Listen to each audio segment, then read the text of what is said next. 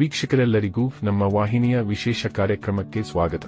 ಇವತ್ತಿನ ಈ ವಿಡಿಯೋದಲ್ಲಿ ಗ್ರಹಗಳ ಸೇನಾಧಿಪತಿ ಮಂಗಳ ಗ್ರಹದ ಮಹಾಪರಿವರ್ತನೆಯ ಕುರಿತಾಗಿರುವ ವಿಶೇಷ ಮಾಹಿತಿಯನ್ನು ಅರಿತುಕೊಳ್ಳಲಿದ್ದು, ಇಲ್ಲಿ ಮಂಗಳದೇವನ ಈ ಪರಿವರ್ತನೆಯ ವಿಶೇಷ ಪ್ರಭಾವಗಳು ಈಗ ಪ್ರತ್ಯೇಕ ರೂಪದಲ್ಲಿ ಮೇಷರಾಶಿಯ ಜಾತಕದವರ ಪಾಲಿಗೆ ಹೇಗೆ ಸಾಬೀತಾಗಲಿವೆ ಅನ್ನೋದೆಲ್ಲವನ್ನ ವಿಸ್ತಾರ ರೂಪದಲ್ಲಿ ಅರಿತುಕೊಳ್ಳೋಣ. ಆದರೆ ಅದಕ್ಕೂ ಮುನ್ನ ಎಂದಿನಂತೆ ನಮ್ಮ ವಿನಂತಿ ಎಂದರೆ, ನೀವಿನ್ನೂ ನಮ್ಮ ಚಾನೆಲ್ ಅನ್ನು ಸಬ್ಸ್ಕ್ರೈಬ್ ಮಾಡಿಲ್ಲವೆಂದರೆ ಈ ಕೂಡಲೇ ನಮ್ಮ ಚಾನೆಲ್ ಅನ್ನು ಸಬ್ಸ್ಕ್ರೈಬ್ ಮಾಡಿ. ಹಾಗೆ ನಮ್ಮೆಲ್ಲ ವಿಡಿಯೋಗಳ ನಿರಂತರ ಅಪ್ಡೇಟ್ಸ್ಗಳಿಗಾಗಿ ತಪ್ಪದೇ ಪಕ್ಕದ ಬೆಲ್ ಐಕಾನ್ ಬಟನ್ ಕೂಡ ಕ್ಲಿಕ್ ಮಾಡಿ.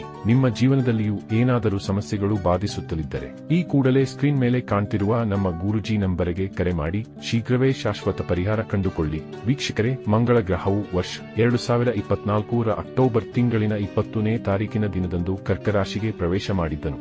ಆದರೆ ವರ್ಷ 2024 ಡಿಸೆಂಬರ್ ತಿಂಗಳಿನ 7ನೇ ತಾರೀಕಿನ ದಿನದಂದು ಮಂಗಳ ದೇವನು ವಕ್ರಿಯಾಗಿ ಪರಿವರ್ತನೆ ಹೊಂದಿದ್ದನು. ಇಲ್ಲಿ ಮಂಗಳನು ವಕ್ರಿಯ ಸ್ಥಿತಿಯಲ್ಲಿಯೇ 2025 ಜನವರಿ ತಿಂಗಳಿನ 21ನೇ ತಾರೀಕಿನ ದಿನದಂದು ಪುನಃ ಮಿಥುನ ರಾಶಿಗೆ ಪರಿವರ್ತನೆ ಹೊಂದಿದ್ದನು. ನಂತರ ಮಂಗಳದೇವನು 2025 ಫೆಬ್ರವರಿ ತಿಂಗಳಿನ 24ನೇ ತಾರೀಕಿನ ದಿನದಂದು ಮಾರ್ಗಿಯಾಗಿ ಪರಿವರ್ತನೆ ಹೊಂದಿದ್ದನು. ಹೀಗಿರಬೇಕಾದರೆ ಈಗ ಮಂಗಳದೇವನು ಫೆಬ್ರವರಿ ತಿಂಗಳಿನ 3ನೇ ತಾರೀಕಿನ ದಿನದಂದು ಮತ್ತೆ ಕರ್ಕರಾಶಿಗೆ ಪರಿವರ್ತನೆ ಹೊಂದಲಿದ್ದಾನೆ.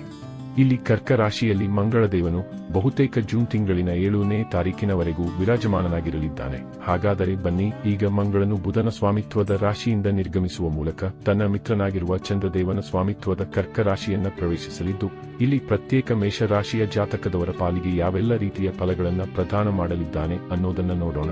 ವೀಕ್ಷಕರೇ, ಮೇಷರಾಶಿಯ ಜಾತಕದವರ ಪಾಲಿಗೆ ಮಂಗಳದೇವನು ಲಗ್ನ ಭಾವದ ಮತ್ತು ಅಷ್ಟಮ ಭಾವದ ಸ್ವಾಮಿ ಗ್ರಹನಾಗಿದ್ದು, ಈಗ ಕರ್ಕರಾಶಿಯ ಮೂಲಕ ನಿಮ್ಮ ಚತುರ್ಥ ಭಾವದಲ್ಲಿ ಗೋಚರಿಸಲಿದ್ದಾನೆ. ಇಲ್ಲಿ ಚತುರ್ಥದಲ್ಲಿ ಮಂಗಳದೇವನು ಸಾಮಾನ್ಯ ಅಥವಾ ಸಾಮಾನ್ಯಕ್ಕಿಂತಲೂ ಉತ್ತಮ ಫಲಗಳನ್ನ ಪ್ರದಾನ ಮಾಡುತ್ತಾನೆಂದು ಹೇಳಲಾಗಿದೆ. ಇಲ್ಲಿ ಮೊಟ್ಟ ಮೊದಲಿಗೆ ಮಂಗಳದೇವನು ಕರ್ಕರಾಶಿಗೆ ಪ್ರವೇಶಿಸುತ್ತಿದ್ದಂತೆ ನಿಮ್ಮ ಆತ್ಮವಿಶ್ವಾಸದಲ್ಲಿ ವೃದ್ಧಿಯನ್ನುಂಟು ಮಾಡಲಿದ್ದಾನೆ. ಇಲ್ಲಿ ನಿಮ್ಮ ಪ್ರಬಲ ಆತ್ಮವಿಶ್ವಾಸದಿಂದಾಗಿ ನೀವು ಅತ್ಯಂತ ಪ್ರಖರವಾಗಿ ಕಂಡುಬರಲಿದ್ದೀರಿ. ಇಲ್ಲಿ ಮಂಗಳ ದೆಸೆಯು ನಿಮ್ಮ ಮೇಲಿರಲಿದ್ದು, ಹೀಗಾಗಿ ಈ ಅವಧಿಯಲ್ಲಿ ನಿಮ್ಮ ಬಹುತೇಕ ಹದಗೆಟ್ಟು ಹೋಗಿದ್ದ ಕೆಲಸ ಕಾರ್ಯಗಳು ಸರಿದಾರಿಗೆ ಬರಲಿವೆ. ಇಲ್ಲಿ ಕೆಲಸ ಕಾರ್ಯಗಳಲ್ಲಿ ವೇಗದ ಗತಿ ಕಂಡು ಬರಲಿದೆ. ಇಲ್ಲಿ ಹೊಸದೆನ್ನಾದರೂ ಕಲಿಯಲು ಹೆಚ್ಚು ಉತ್ಸುಕರಾಗಿರುವ ನೀವು ಹೊಸತನಕ್ಕೆ ಒಗ್ಗಿಕೊಳ್ಳುವಲ್ಲಿ ಹಿಂದೆಟು ಹಾಕುವುದಿಲ್ಲ. ಇದರಿಂದಾಗಿ ಇಲ್ಲಿ ನಿಮ್ಮ ಕೌಶಲ್ಯದಲ್ಲಿಯೂ ಅತ್ಯಂತ ಪ್ರಖರತೆ ಕಂಡು ಬರಲಿದೆ. ಈ ವಿಶೇಷ ಅವಧಿಯಲ್ಲಿ ನಿಮ್ಮ ಆರ್ಥಿಕ ಸ್ಥಿತಿಯೂ ಕೂಡ ಸಾಕಷ್ಟು ಉತ್ತಮವಾಗಿ ಕಂಡು ಬರಲಿದೆ. ಇಲ್ಲಿ ನಿಮ್ಮ ಆದಾಯದ ಮೂಲಗಳಲ್ಲಿ ವೃದ್ಧಿ ಉಂಟಾಗಬಹುದಾಗಿದೆ. ಇಲ್ಲಿ ನೀವು ಒಂದಕ್ಕಿಂತಲೂ ಹೆಚ್ಚು ಮೂಲಗಳಿಂದ ಧನಾರ್ಜಿತ ಮಾಡಿಕೊಳ್ಳಲಿದ್ದೀರಿ. ವಿಶೇಷವಾಗಿ ಇಲ್ಲಿ ನಿಮ್ಮ ಸಿಕ್ಕಿ ಬಿದ್ದಿದ್ದ ಹಣವೂ ಕೂಡ ಮರಳಿ ನಿಮ್ಮ ಕೈ ಸೇರಬಹುದಾಗಿದೆ.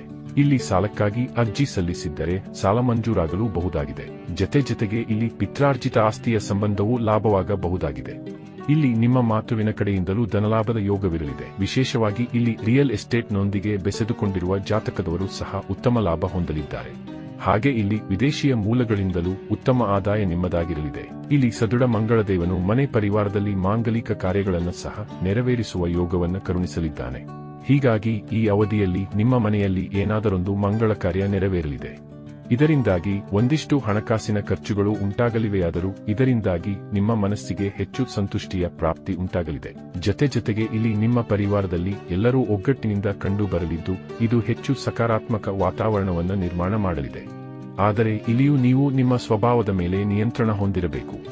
ವಿಶೇಷವಾಗಿ ನಿಮ್ಮ ವಾಣಿಯ ಮೇಲೆ ನಿಯಂತ್ರಣ ಹೊಂದಿರಬೇಕು.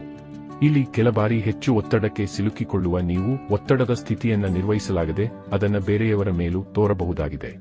ಹೀಗಾಗಿ ಇಲ್ಲಿ ಎಚ್ಚರಿಕೆ ಹೊಂದಿರಬೇಕು. ಇನ್ನು ವ್ಯಾಪಾರ ನೌಕರಿಯ ಕ್ಷೇತ್ರದಲ್ಲಿರುವ ಜಾತಕದವರು ಸಹ ಉತ್ತಮ ಫಲಗಳನ್ನು ಹೊಂದಬಲ್ಲವರಾಗಿ ಕಂಡು ಬರಲಿದ್ದಾರೆ. ಇಲ್ಲಿ ವ್ಯಾಪಾರ ಕ್ಷೇತ್ರದಲ್ಲಿ ನೀವು ಹೊಸ ಜನರನ್ನ ಭೇಟಿಯಾಗುವ ಮೂಲಕ ವ್ಯಾಪಾರದಲ್ಲಿ ಪ್ರಗತಿ ಕಂಡುಕೊಳ್ಳಲಿದ್ದೀರಿ. ಇಲ್ಲಿ ಆದಾಗ್ಯೂ ಇಲ್ಲಿ ನೀವು ಅತ್ಯುತ್ಸಾಹವನ್ನು ತೋರಬಹುದಾಗಿದ್ದು, ಈ ಸಂಬಂಧ ಒಂದಿಷ್ಟು ಸಂಯಮ ಹೊಂದಿರಬೇಕು. ಇನ್ನು ನೌಕರಸ್ಥ ಜಾತಕದವರು ಸಹ ಹೆಚ್ಚು ಉತ್ಸಾಹದಲ್ಲಿ ಕೆಲಸ ಕಾರ್ಯಗಳನ್ನು ನಿರ್ವಹಿಸಲಿದ್ದಾರೆ. ಇಲ್ಲಿ ನಿಮ್ಮ ವೇಗದ ಗತಿ ಖಂಡಿತ ಇತರ ಪ್ರಶಂಸೆಗೂ ಕಾರಣವಾಗಲಿದೆ. ಆದರೆ ಇಲ್ಲಿ ನಿಮ್ಮ ಏಳ್ಗೆ ಸಹಿಸದ ಕೆಲವರು ನಿಮ್ಮ ಬೆನ್ನ ಹಿಂದೆ ಪಿತೂರಿ ನಡೆಸಬಹುದಾಗಿದ್ದು, ಈ ಸಂಬಂಧ ಎಚ್ಚರಿಕೆ ಹೊಂದಿರಬೇಕು. ಜೊತೆಗೆ ಇಲ್ಲಿ ಕಾರ್ಯಸ್ಥಳದಲ್ಲಿ ನೀವು ಅತ್ಯುತ್ಸಾಹದಲ್ಲಿ ಉಗ್ರತೆಯನ್ನು ತೋರಬಹುದಾಗಿದೆ. ಹೀಗಾಗಿ ಇಲ್ಲಿ ನಿಮ್ಮ ಸ್ವಭಾವದ ಮೇಲೂ ಖಂಡಿತ ನಿಯಂತ್ರಣ ಹೊಂದಿರಬೇಕು. ಇನ್ನು ಪ್ರೇಮ ಜೀವನದ ಮತ್ತು ವೈವಾಹಿಕ ಜೀವನದ ದೃಷ್ಟಿಯಿಂದಲೂ ಇಲ್ಲಿ ಸಮಯ ಉತ್ತಮವಾಗಿರಲಿದೆ. ಇಲ್ಲಿ ನೀವು ನಿಮ್ಮ ಸಂಗಾತಿಯ ಸಲುವಾಗಿ ಒಂದಿಷ್ಟು ಸಮಯವನ್ನ ನೀಡಬೇಕಾಗುವುದು. ಇಲ್ಲಿ ಅವರ ಬೇಕು ಬೇಡಗಳಿಗೆ ಸ್ಪಂದಿಸುವ ಕಾರ್ಯ ಮಾಡಬೇಕು. ಇದರಿಂದಾಗಿ ನಿಮ್ಮ ಸಂಬಂಧಗಳಲ್ಲಿ ಹೆಚ್ಚು ಮಾಧುರ್ಯತೆ ಕಂಡುಬರಲಿದೆ.